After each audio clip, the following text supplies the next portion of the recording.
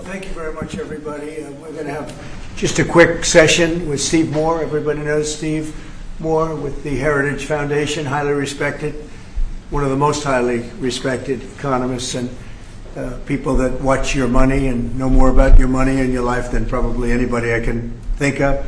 And I want to thank Steve for being here. I saw this today. They came out. What he puts out gets a lot of coverage, and I saw some of them, and then he had a couple of others. And I'd like to ask Steve maybe to discuss a few of these numbers that were just released. I mean, literally just released. And then we're going over, and we're going to do Purple Heart. We have some incredible, brave people that I look forward to, so we're going to do that right after this. Steve, could you say a few words about the various charts? Thank you, Mr. President. So I called the President because I had some very good news from some new data that we've been able to put together that no one has ever seen before, and I'll just very quickly go through these. So I was telling the President that he did the right thing in calling for a new head of the Bureau of Labor Statistics, because this shows that over the last 2 years of the Biden administration, the BLS overestimated job creation by 1.5 million jobs. That's Mr. President, that's a gigantic error.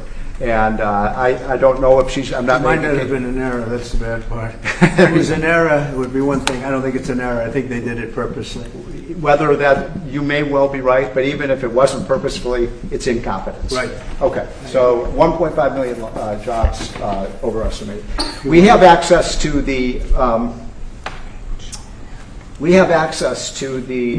some data that no one else does on what has happened month by month with median household income. This is based on unpublished Census Bureau data. It will be released sometime in the next 6 months, but we get an advanced look at it.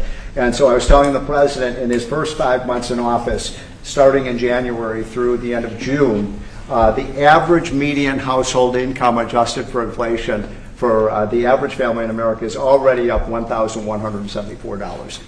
That's an incredible number. Yeah. Just came out. Just came out. So that's a giant gain. And if I would have said this, nobody would have believed me. There's your number. We're doing well. So the next one compares, we finally have the 2024 data on what happened with real family income in the United States. And so what I did was I compared the record in Donald Trump's first term with the Joe Biden first term. And you can see that, by the way, these dotted lines here, Mr. President, that's COVID. So if it had not been for COVID, these numbers would have been substantially better. But even taking account President Trump's last year in 2020, we saw a $6,400 real after inflation gain in income for the average family.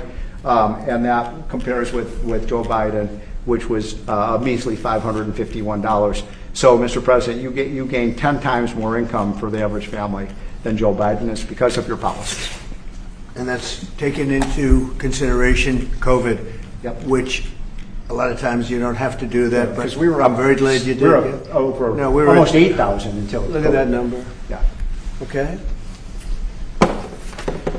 So then we looked at which families did the best. And we have data from the Census Bureau that shows by income percentage. So the 25th percentile is the lowest income, 75th percentile is the highest income. And what I find fascinating about this, Mr. President, is every income group did better. The red is President Trump, the blue is President Biden.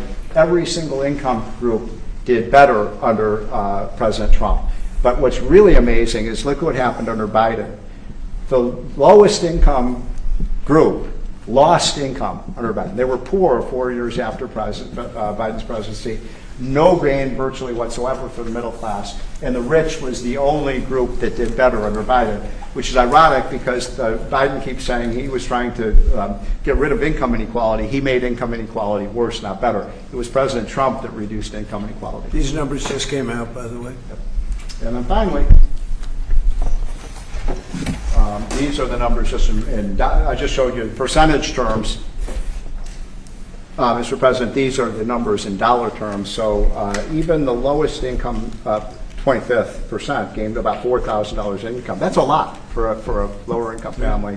$6,400 for the middle class and almost $10,000 for the richest. So you can see every income group did better under Trump than Biden by a wide margin. That's the story.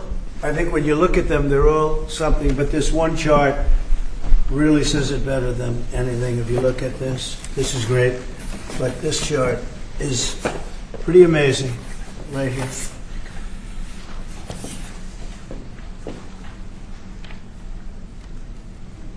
All new numbers.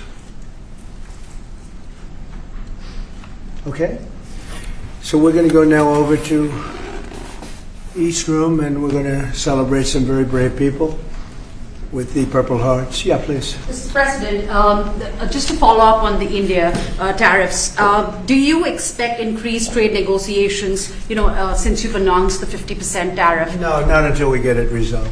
Mr. President, does your deadline for Vladimir Putin agreeing to a ceasefire still stand tomorrow, or is that fluid now that talks are... Say it, what? Is your deadline still standing for Vladimir Putin to agree to a ceasefire tomorrow, or is that fluid now? It's going to be up to him. And do you, We're going to see what he has to say. It's going to be up to him. Very disappointed. Yeah. and do you have to meet with, does Putin have to meet with Zelensky in order and before you and Putin have to meet? Or are you No. Are you So hoping you're for willing to, that's actually important because President Putin said this morning he was pretty dismissive of this idea of meeting with President Who was? Zelensky. President Putin was. I don't know. I didn't hear For you him. to meet with him, he doesn't have to agree to meet with Zelensky. Is that what you're saying? No, he doesn't. No. So when do you think that meeting They would like to meet with me, and I'll do whatever I can to stop the killing. So last month, they lost 14,000 people killed last month. Every week is 4,000 or 5,000 people. So I don't like long waits. I think it's a shame. And they're mostly soldiers. They're Ukrainian and Russian soldiers, and some people from the cities where missiles are lobbed in, and you'll lose 35, 40 people a night, which is terrible. But no, mostly it's soldiers, and you're talking about, on average, 20,000 a month. 20,000 people are dying a month. Generally young people, soldiers. We're going to, speaking about soldiers, we'll see you over for Purple Hearts. Thank you, press. Thank you, press. Thank you, press. Thank you, press. Thank you, press. Thank you, Stephen Thank you, Moore. press.